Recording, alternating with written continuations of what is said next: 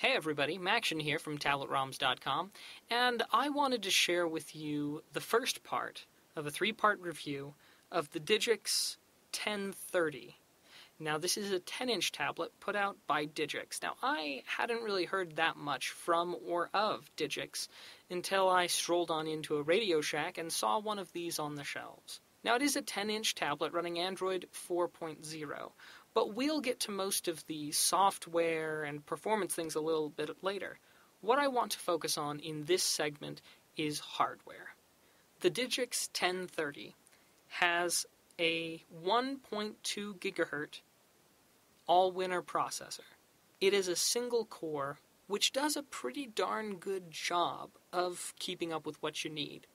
The Digix 1030 can come in both 512 megabytes of RAM or 1 gigabyte of RAM.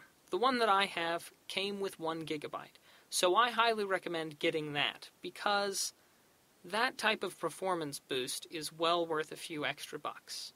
It does have a front-facing camera that is 0.3 megapixels and no rear-facing camera.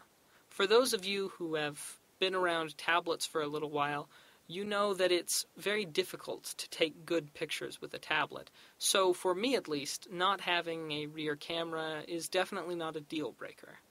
And has a pretty good wireless card, all things considered. Presently, I am in my sound room and has an excellent signal strength, where normally I wouldn't be able to receive a wireless signal on any device I have tested.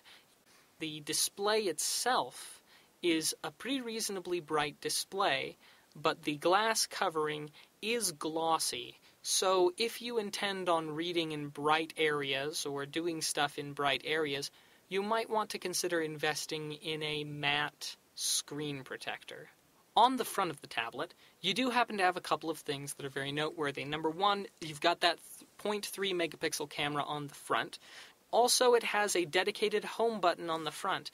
Now, I'm not a very big fan of those dedicated buttons on the front, mostly because they just make me think a lot of the iPad, but it's not a bad design. Now, on the side, as far as the ports go, there is a headphone jack that will accept a 3.5mm headphone. It will also accept a headset, so if you happen to have a pair of headphones that have a microphone built in, this will take that. It also happens to have, of course, the power button and the volume rocker. Now, these are recessed, as I've mentioned in the previous video, and I don't care too much for the recessed, but they do work all right, and they do contribute to an overall very well-finished look to the device.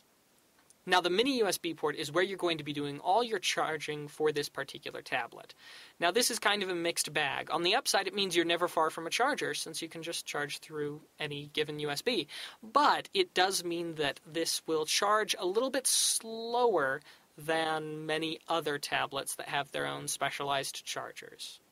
It is noteworthy that this mini USB port will also support peripherals, such as a mouse or a keyboard, or I don't know, a flash drive, perhaps. I have actually tried it, and a flash drive works quite well. The mini HDMI port will output 1080p video, which is pretty much exactly what you need if you happen to have an HD television. And this port works fine and puts out great video. And then last but most certainly not least, the micro SD card. Now, as I've mentioned before, the tablet comes with 8 gigabytes of onboard memory, which gets filled up reasonably fast. Through this port, you can expand your memory by up to 32 gigabytes, which is just right. So that's all for this round. The hardware looks pretty decent for a tablet of its price range. We'll go ahead and see how it performs in the next segment of our review, so stay tuned.